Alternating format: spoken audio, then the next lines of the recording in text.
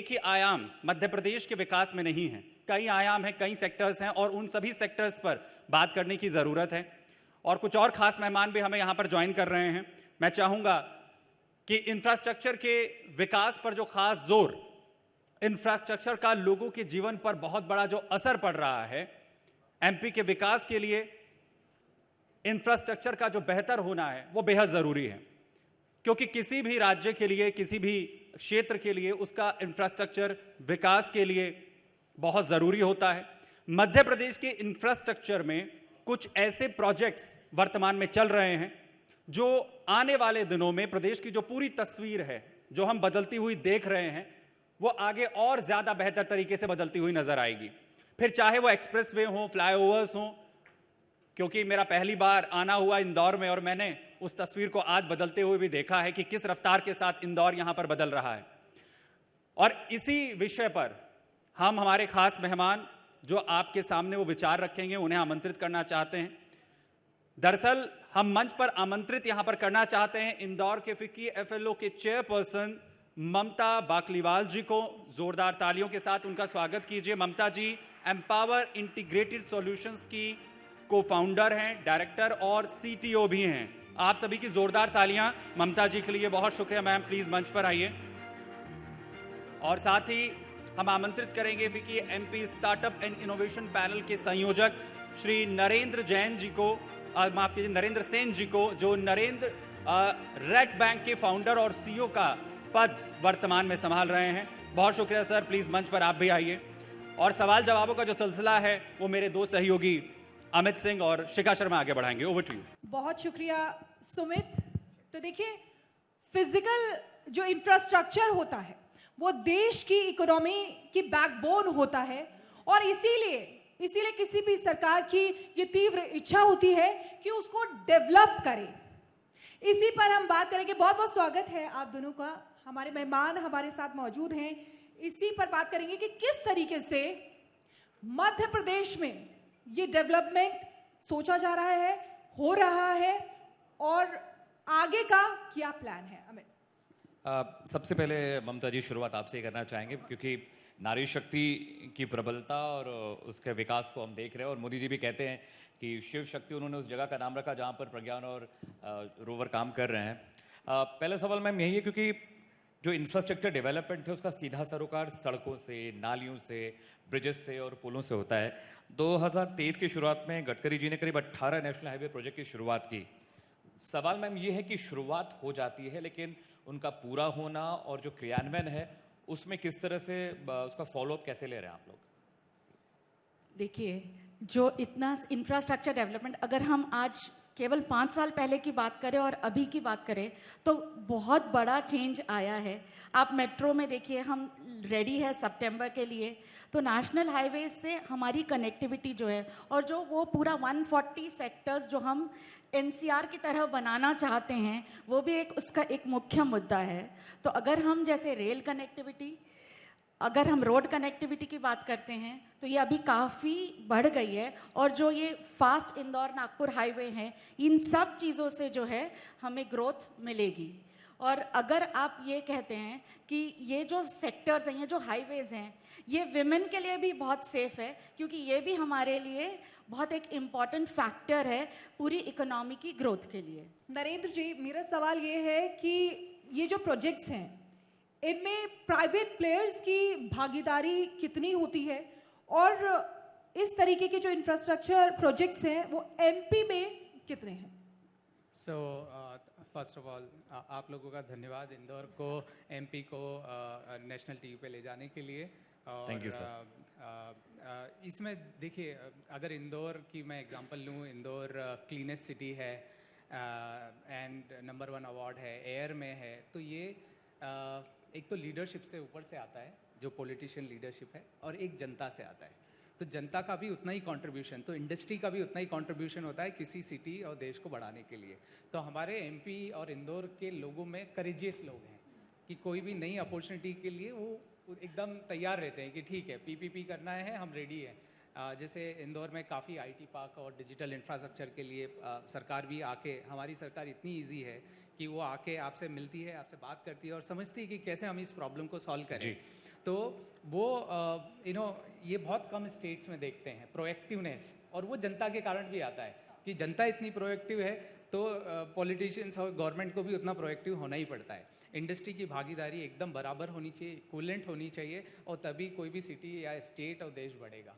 तो हमारा एमपी तो बहुत आगे और नंबर 1 हो रहा है, और सारी सिटीज़ हो रही है, तो ये बिना प्राइवेट पार्टिसिपेशन के पॉसिबल नहीं है, क्योंकि सरकार सब कुछ नहीं कर सकती।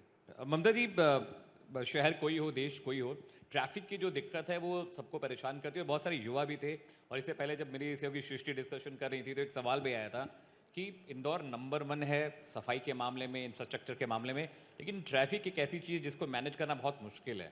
तो ट्रैफिक कंट्रोल करने के लिए क्या रेमेडीज़ हैं, क्या दवाइयाँ हैं, किस तरह की वैक्सीनेशन है ताकि ट्रैफिक कंट्रोल हो? देखिए, सबसे बड़ा वैक्सीनेशन ये है कि अगर आप इंदौर की जनता को अगर पंप अप करते हैं कि हमें ट्रैफिक में भी नंबर 1 आना है, तो इंदौर की जनता उसके लिए बिल्कुल रेडी हो जाएगी। क्योंकि अगर आप देखिए, हम 6 टाइम्स अगर हम क्लीनेस्ट सिटी बन चुके हैं, वो क्योंकि हमारी जनता ने हमें सपोर्ट किया है।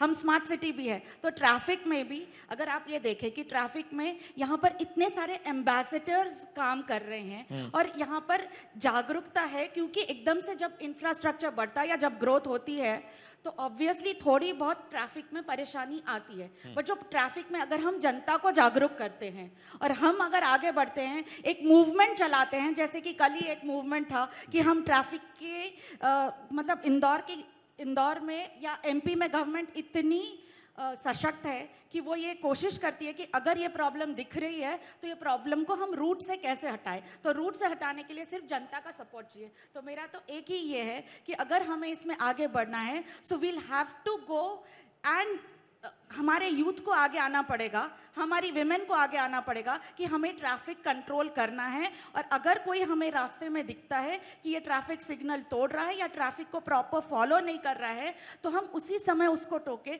जैसे यहाँ पे एक एम्बेसडर है शुभी जी, वो इसमें इतना उन्होंने आगे बढ़ के काम किया है कि इसी तरह से अगर हम आगे काम करते जाएंगे और सारी यंग फोर्स, विमेन फोर्स और पूरी मैन फोर्स भी ऑब्वियसली को अगर हम ये जागरूकता लाते हैं, तो मुझे लगता है कि हम भी नंबर 1 हो जाएंगे। टेक्निकल एस्पेक्ट थोड़ा बताइएगा। टेक्निकली एस्पेक्ट में ये देखिए, अगर आप टेक्निकल एस्पेक्ट्स देखते हैं तो अभी थोड़ा सा और ज़्यादा ये है, बिकॉज मेट्रो अभी कंस्ट्रक्शन चल रहा है, तो इसलिए आपको पाथवेज थोड़ा सा डिफिकल्ट हो जाते हैं।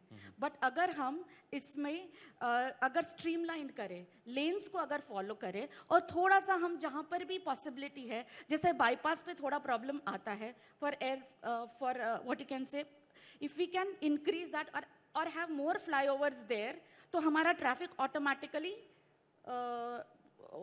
चैनल हो जाएगा उस तरीके से। अगला सवाल मैं फिका लेंगी नरेंद्र से। तो देखिए, और बल्कि यहाँ पर जितने भी लोग बैठे हैं सभी ये चाहते हैं कि ट्रैफिक की जो समस्या है जिससे जूझते हैं अधिकतर लोग, उसका समाधान जल्द से जल्द निकल सके। नरेंद्र जी, आपसे मेरा सवाल है कि रोड इंफ्रास्ट्रक्चर के अलावा भी बहुत सारे प्रोजेक्ट्स जो हैं वो लाए जा रहे हैं एमपी में, जिसमें खांडवा में दुनिया का सबसे बड़ा जो फ्लोटिंग सोलर प्लांट है वो बन रहा है। तो इसका अगर औद्योगिक विकास को देखें तो उस पर क्या असर इसका पड़ेगा? देखिए, एक अच्छी शुरुआत है।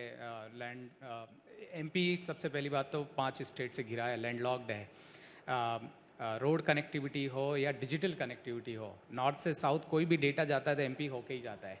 और एमपी की खासियत है सरप्लस इलेक्ट्रिसिटी और लैंड बैंक।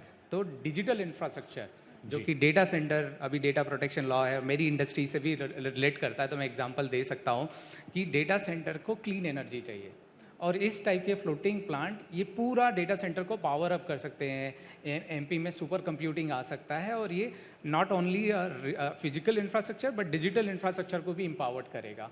क्योंकि हमारा जो पेरिस एग्रीमेंट में मोदी जी ने साइन किया था 3-4 साल पहले कि हम लोग हमारे देश को कार्बन न्यूट्रल बनाएंगे, देश को बनाएंगे, जो कि बहुत बड़ा एम्बिशियस प्लान है। तो 400 गीगावाट अगर हमें बनानी है तो ये सारी चीज़ें करनी चाहिए, और एमपी गवर्नमेंट उसमें आगे है, क्योंकि ये कर दिखाना, इसको आगे ले जाना, ये भी बहुत बड़ी बात है। मैं तो अप्रिशिएट करता हूँ कि हमारा जो डिपार्टमेंट है वो बहुत सीरियसली लेता है ऊपर से जो चीज़ें आती हैं उनको और इम्प्लीमेंट करता है, तो ये एम्पावर करेगा। इसके अलावा भी कोई प्रोजेक्ट्स है? हाँ, सो इसके अलावा जैसे विंड और हाइड्रो के भी प्रोजेक्ट है अभी। हाँ, हाइड्रोजन, बिकॉज पावर हमारे देश की ना बहुत बड़ी चुनौती भी है, क्योंकि पावर सरप्लस होना, पावर को इफेक्टिव, क्योंकि power usage day by day बढ़ता जा रहा है, पर यूज़र कैपिटा अगर हम देखें तो वो बढ़ना ही है। तो इसके लिए ये एनर्जी सिक्योरिटी को इनेबल करने के लिए मुझे लगता है सरकार ने एक तो हाइड्रो पे काम कर रही है, विंड पे काम कर रही है, और इंडिया का लार्जेस्ट सोलर पार्क रीवा में बनाया था पिछले 5 साल पहले, और अब ये इसको बना के ये लोग और एक्सपांड करना चाहते हैं, वो दिखाना चाहते हैं कि एमपी के पास में वो सारे रिसोर्सेज हैं जो इस देश को एनर्जी सिक्योरिटी फ्री करेंगे। हम दिल्ली मेट्रो को यहाँ से इंदौर से पावर जाती है रीवा से, जो कि एक अपने आप में बड़ी बात है। सो ऐसे बहुत सारे अनगिनत प्रोजेक्ट अनाउंस किए। देखो, एक होता है अनाउंस करना, एक होता है इम्प्लीमेंट करना, एक अपने आप में एक टाइम टेकिंग इंफ्रास्ट्रक्चर प्रोजेक्ट हैं, 5 साल 10 साल लगते हैं। तो आई थिंक बिल्कुल सर, एग्जीक्यूशन एक बहुत बड़ा पार्ट है जी। Which is a major part to play. Mamata ji, एक सवाल बहुत अहम ये भी है कि डिजिटल लर्निंग के क्षेत्र में लगातार हम आगे बढ़े, और मोदी जी कहते हैं कि डिजिटल लर्निंग बहुत इंपॉर्टेंट एस्पेक्ट है किसी भी इकोनॉमी का। तो एजुकेशन सेक्टर में किस तरह से इंफ्रा डेवलपमेंट की बात हो रही है, और पर्टिकुलर इंदौर में आप किस तरह से इसको इनोवेटिव तरीके से कर रही हैं, क्योंकि लर्निंग, डिजिटल और इंफ्रास्ट्रक्चर ये तीनों जुड़े हुए हैं एक तरह से। हाँ बिल्कुल, बिकॉज अगर आप देखें तो यहाँ पे पूल बहुत बड़ा है। यहाँ पे we have around 300 engineering colleges. तो इन सबको अगर मोबिलाइज करना है, अगर आपको डिजिटली इनको इक्विप करना है, तो जो वर्चुअल सेशंस हैं या जिस तरीके से हम इनको पूरा वीडियो कॉन्फ्रेंसिंग के थ्रू कराते हैं। अभी मैं एक चीज़ फिक्की फ्लो की बताती हूँ कि हमारे यहाँ पे नेशनल में there was a 2 month incubator program, virtual incubation program for upskilling, relearning. तो इसमें 35 मेंबर्स ऑफ फिक्की फ्लो, जो मध्य प्रदेश की फ्लो या नॉन फ्लो हैं, इनको पूरा वर्चुअल इंक्यूबेशन का ट्रेनिंग दिया गया है। तो ये एक तरीका है जिससे कि आप ऑल ओवर इंडिया, क्या बाहर से भी एक्सपर्ट्स लाकर हम इनको डिजिटल ट्रेनिंग दे सकते हैं। और हमारे पास में उतनी पावर है और इतनी टेक्निकल नो हाउ है कि हम इन सेशंस को अटेंड भी कर सकते हैं, क्योंकि ये महिलाएं भी सब जागरूक है। मैं सिर्फ महिलाओं की बात नहीं कर रही हूँ, सारे स्टूडेंट्स की भी बात कर रही हूँ। बट हाँ, ये कोर्सेज हम ला सकते हैं। जैसे अगर अभी हम ये कहें कि जैसे फिक्की फ्लो नेशनल ने इंस्टीट्यूट ऑफ कंप्यूटर अकाउंटेंट से भी टाई अप किया है, तो ये सारे कोर्सेज भी ऑनलाइन चलते हैं। तो इस तरीके से हमारे पास जितना यूथ है, हमारे पास आई थिंक अराउंड 2600 कॉलेजेस है और इन पूरे एमपी में, और 300 के करीब इंजीनियरिंग कॉलेजेस हैं। तो अगर हम इनको आज, क्योंकि यहाँ पर उतने एक्सपर्ट्स अवेलेबल नहीं हैं, तो अगर हम इनको वर्चुअल ट्रेनिंग देते हैं और ये इंश्योर करते हैं कि वर्चुअल ट्रेनिंग भी सीरियसली हो या वीडियो कॉन्फ्रेंसिंग के द्वारा हो, तो इस तरीके से हम पूरी यूथ को एक एम्प्लॉयबिलिटी स्किल्स या अपस्किलिंग उनकी कर सकते हैं, जो कि रिक्वायरमेंट है एक पूरे मध्य प्रदेश की ग्रोथ के लिए। आप यहीं से बैठकर काम कर सकते हैं। कोविड में आपने देखा होगा कि किस तरीके से सारी आईटी कंपनीज ने घर बैठ के पूरा काम किया है, और एक भी उनमें मतलब और काफी पैसे भी बचाए हैं, और काफी पैसे भी बचाए हैं और ग्रोथ भी करी है थ्रू कोविड। यानी कि वर्चुअल ट्रेनिंग जिसको आप बढ़ावा दे रहे हैं। हाँ, बहुत खूब। हम अच्छा नरेंद्र जी, जैसे इंफ्रास्ट्रक्चर डेवलपमेंट होता है, उसमें लैंड एक्विजिशन यानी कि भूमि अधिग्रहण, जिसकी बहुत ही इम्पोर्टेंट रोल होता है, बहुत महत्वपूर्ण रोल होता है, लेकिन लोग परेशान होते हैं क्योंकि अक्सर देखा जाता है कि ये काफ़ी लंबी और पेचीदा प्रक्रिया इसकी होती है। तो इसको लेकर क्या इसको सरल बनाने के लिए कोई कदम उठाया गया है, और अगर उठाया गया है तो क्या कदम है? जहाँ तक बिकॉज हम, जो मैंने पर्सनली एक्सपीरियंस किया है एमपी में, जब लैंड हमें ख़रीदना होती है तो सरकार ने काफ़ी इसको ईज़ किया है for industry, specially for IT and other industry. बाकी इंडस्ट्री का मुझे नहीं पता, बट आईटी में सरकार ने आपको सिंगल विंडो क्लियरेंस दिया है। जाके आप अप्लाई करो, ऑनलाइन आप देख सकते हो कि ये लैंड अवेलेबल है, और आप सिक्योर करो इमीडिएट उसको डिपॉजिट करके। और ये लैंड क्लीन है। क्लीन मतलब मैं अगर कोई प्राइवेट लैंड खरीदूंगा तो मुझे नहीं पता कि उसका क्वेश्चन मार्क रहेगा कि ये क्लीन है या नहीं है, क्योंकि हम लोग जो इन्वेस्टमेंट की शुरुआत ही करते हैं लैंड खरीदने से करते हैं, फिर परमिशन आती है, फिर बिल्डिंग कंस्ट्रक्शन होता है, और फिर बाकी चीज़ें होती है। तो एमपी में स्पेशली माइक आप अच्छा बस मैं करके बोली ठीक आवाज है। अच्छे से क्लियर सुनाई देगा लोगों को। सॉरी सो हम लोगों ने जो एक्सपीरियंस किया है ईज ऑफ डूइंग में एमपी इंडस्ट्रियल डिपार्टमेंट और आईटी डिपार्टमेंट बहुत क्लोजली काम करते हैं और ट्रांसपेरेंसी आपको दिखती है कि आप पोर्टल पे जाके आप you don't need to talk to anyone कि आप किसी अधिकारी से बात कर रहे हो, समझ रहे हो कि आपको लैंड कैसे लेना है, आपको सारी जानकारी है पोर्टल पे और पोर्टल से आप ले सकते हो। तो मुझे लगता है एमपी ने इसमें काफ़ी एडवांस स्टेज पे काम कर रहे हैं। इनफैक्ट मैं अभी मिस्टर अभिजीत अग्रवाल जो है एमपीएससीडीसी के हेड है जो आईटी इनेबल्ड करते हैं स्टेट में, उन्होंने सारी भूमि को ऑनलाइन कर दिया ताकि आप किसी आपके पड़ोसी की लैंड सही है नहीं है वो जानकारी भी आपको मोबाइल पे मिल जाएगी। लेकिन क्या आपने इस चीज का सर्वे किया है या पूछा है कि क्या ये कारगर है या नहीं?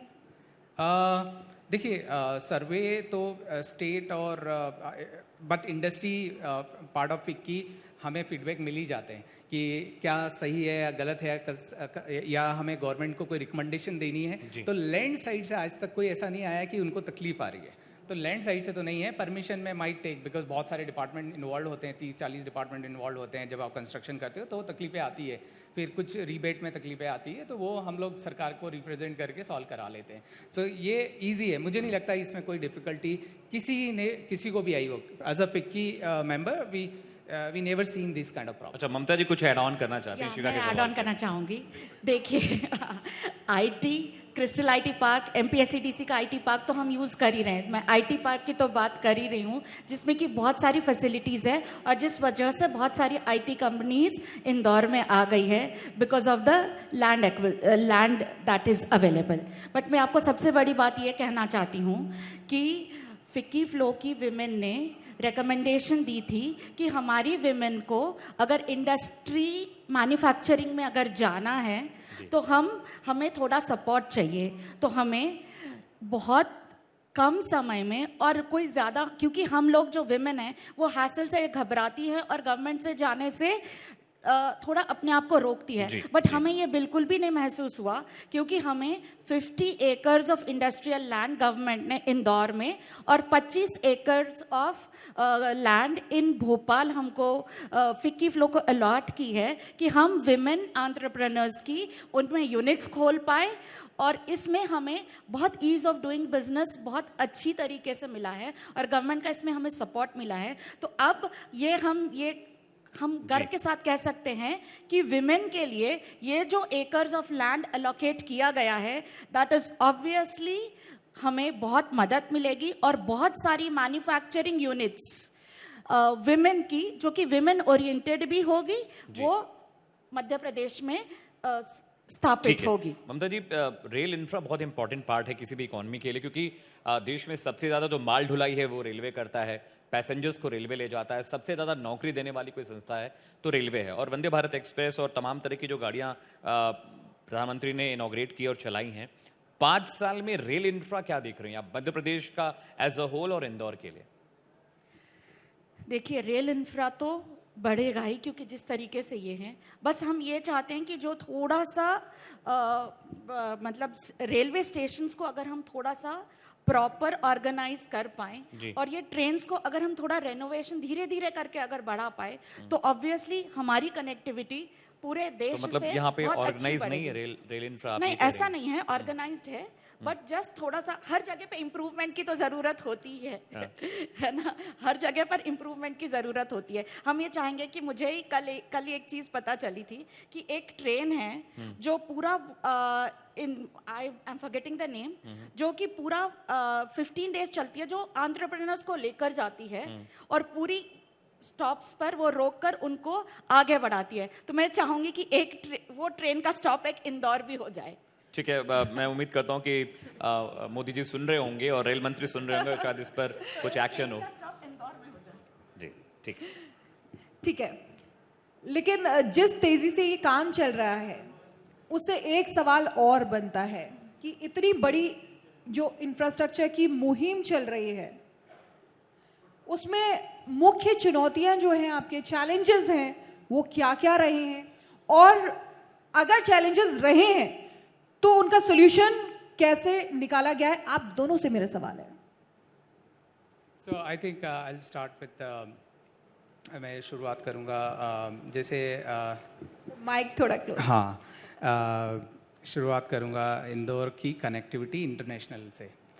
जैसे ही हमारा दुबई कनेक्ट हुआ तो हमें एज अ इंदौर को फर्स्ट इंटरनेशनल स्टेटस तो मिला ही मिला, साथ में हमारे बिजनेसेस फ्लरिश करने लग गए बिटवीन, क्योंकि दुबई एक इंटरनेशनल हब है जो हमें पूरे यूरोप यूएस से कनेक्ट करता है। हमारी कनेक्टिविटी, नहीं तो अभी हमें बॉम्बे जाना पड़ता है 2 दिन, वहाँ 1 दिन रुकना पड़ता है, फिर वहाँ से आगे जाना पड़ता है, कनेक्टिंग फ्लाइट्स लेनी पड़ती है, जो अभी बहुत ईजी हो गया। उसके कारण हमारे काफ़ी इन्वेस्टमेंट अब दुबई हो रहे हैं, और दुबई वाया हम कभी भी, आप सोचना नहीं पड़ता कि यार कल ट्रेवल करना है तो कैसे प्लान करूँ।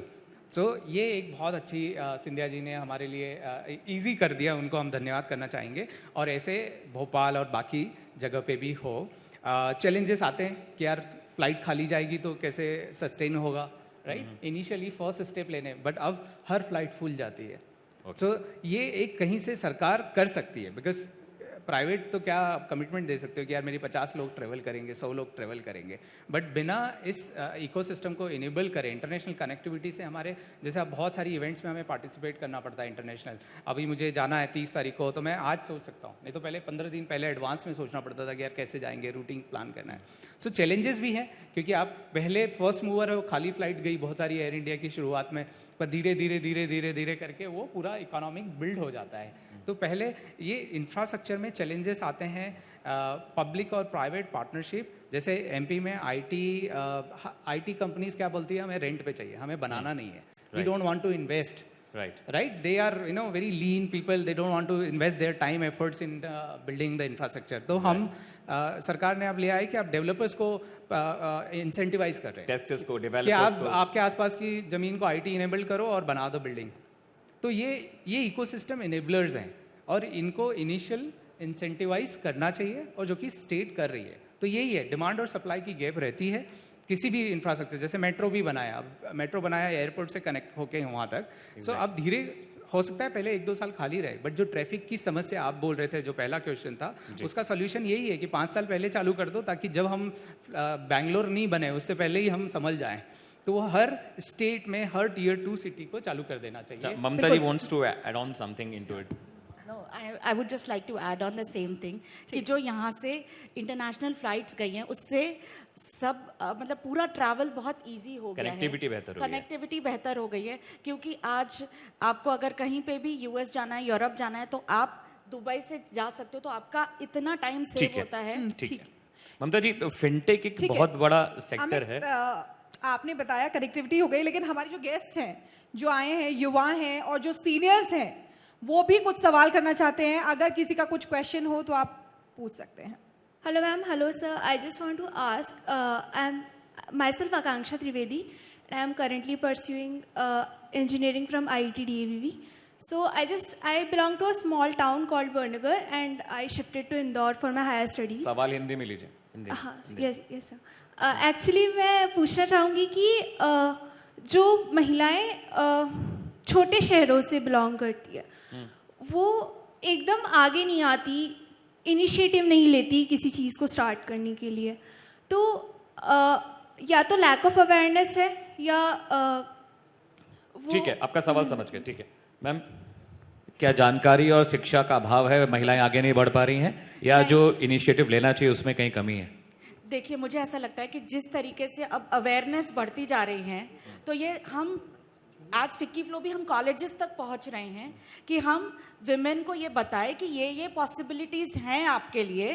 तो जैसे अगर देखिए, आप दोनों तरफ से हाथ बढ़ाना पड़ेगा, आपको भी थोड़ा देखना पड़ेगा कि किस तरह की अवेलेबिलिटीज़ हैं, और हम आपको और गवर्नमेंट भी साथ में हमारे बहुत सारी जगहों पर ये अवेयरनेस फैलाने की कोशिश कर रही है। मेरा एक सवाल था सर, मैं आपके पास आ रहा हूँ जस्ट 20 सेकेंड और। मैम, फिनटेक पे क्या काम कर रहे हैं आप लोग? क्योंकि फाइनेंशियल टेक्नोलॉजी एक बहुत अहम पार्ट है और महिलाओं की भागीदारी बहुत इंपॉर्टेंट है, उस पर क्या कर रहे हैं आप लोग? फिनटेक में देखिए, हम अगर पर से फिनटेक नहीं, सबसे पहले तो रूट कॉज में फाइनेंशियल लिटरेसी बढ़ाने की ज़रूरत है। क्योंकि अगर आप ये देखें तो हम फिनटेक में फाइनेंशियल लिटरेसी के प्रोग्राम्स पूरे बहुत सारे रन कर रहे हैं, और हम ऑल लेवल्स, ठीक है, grass root level, mid level and top level. Sir एक सवाल ले लीजिए। क्वेश्चन और सर एक सवाल ले लीजिए। इंदौर की जो साउथवर्ड कनेक्टिविटी है, रोड कनेक्टिविटी, उसमें काफ़ी बॉटल नेक्स हैं। यहाँ से नर्मदा के बीच में जो घाट रोड है उसमें आप अक्सर देखेंगे कि ट्रैफिक जैम हो जाता है, लोग घंटों ट्रैफिक में खड़े रहते हैं। कई बार तो ट्रैफिक को इंदौर में ही रोक दिया जाता है कि उस रोड पर मत जाओ, बहुत ट्रैफिक है। तो इसका क्या सोल्यूशन है और इसका जवाब कौन देगा? नरेंद्र जी आप देंगे? बाबूजी सवाल अच्छा था, बैठिए। मैं नर्मदा के इस पार ही रहता था, मैं उस गांव से बिलोंग करता हूं, तो मुझे भी इतनी तकलीफ़ें आती। सो गडकरी जी ने अनाउंसमेंट किया था लास्ट ईयर और इसका एक्सपांशन के लिए उन्होंने ऑलरेडी पैसा दे दिया और काम चालू हो गया। मुझे लगता है बस वो है कि कितनी स्पीड से बनना है, वो एक क्वेश्चन मार्क रहता है हमेशा कि कितना जल्दी उसको कंप्लीट करें, क्योंकि बहुत तकलीफ है। पूरा राउट, दूसरा अल्टरनेटिव राउट बहुत लंबा है अगर वहाँ पहुँचना है तो। बट हाँ, मेरी जानकारी में इस पे काम चालू हो गया है सर, और एमपी गवर्नमेंट ने इस पे 6 लेन बनाने का प्रावधान है और कर रहे हैं वो लोग काम। बिल्कुल, तो देखिए 6 लेन बनाने का सोच रहे हैं और प्रावधान करें। आप दोनों ने हमको कीमती समय अपना दिया, बहुत बहुत शुक्रिया। और जो दर्शक थे जो हमारे यहाँ पर आए हुए हैं, उनके भी सवालों का जवाब आपने बखूबी दिया है, बहुत बहुत शुक्रिया। और एक छोटी सी भेंट जो है वो हम आपको देना चाहते हैं रिपब्लिक भारत हम की चाहते हैं ताकि हम आपकी यादों में हमेशा रहें, और हम कोशिश करेंगे कि रिपब्लिक भारत की टीम दोबारा मध्य प्रदेश के अलग अलग ज़िलों और अलग अलग इलाकों में आए, इस तरह कार्यक्रम करे। शिखा पहले सर को मोमेंटो देंगी।